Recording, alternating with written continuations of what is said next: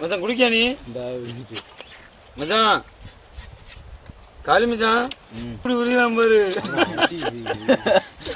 தோண்டிட்டான் எல்லாத்தையும். அந்த குடும்ப ஓரத்தில் இருக்குன்னு ஆடுதிங்கம்மா அதையும் அடித்தான்.